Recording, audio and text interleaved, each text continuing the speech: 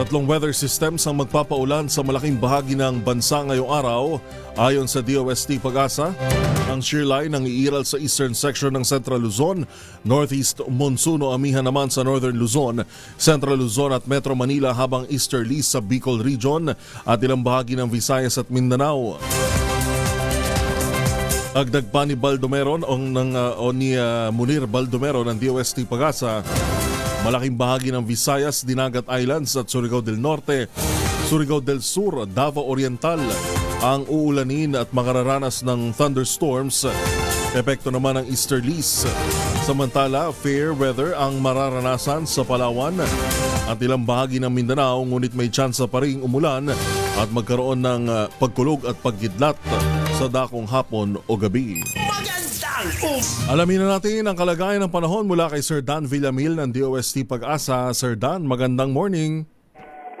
Yes, good morning po Sir Yuel at sa ating mga taga-subaybay dito sa DZRH. Wala pa rin tayong minamonitor na low pressure area at nananatiling maliit yung chance na magkaroon tayo ng bagyo sa mga susunod na araw. Gayon pa man, makakaranas pa rin tayo ng mga pag-ulan na dulot ng easterlies dito sa area ng Bicol Region, Eastern Visayas, Quezon, Dinagat Islands at Surigao Provinces. Samantala, dahil naman sa amihan, nasama rin natin yung mga pag-ulan dito sa May Cagayan, Isabela at sa Aurora. Sa Metro Manila at palalabing bahagi ng ating bansa, maliwala sa panahon muli ang ating inaasahan ngayong araw. Bahagi maulap hanggang sa maulap na papawiri, nandiyan pa yung mga tsansa ng mga biglaan at nandaling pag-ulan na dulot ng thunderstorms. Kadalasan nangyayari ito sa dakong hapon o sa gabi. Sa kalagayan ng ating karagatan, sa kasalukuyan, may nakataas tayong gale warning sa seaboards ng extreme northern Luzon. Kaya sa ating mga kababayang mangingisda at may mga maliliit na sasakyang pandagat over these areas, huwag po muna tayong pumalaot dahil makakaranas pa rin tayo ng maalong karagatan na dulot ng hanging amihan. Sir Yuel?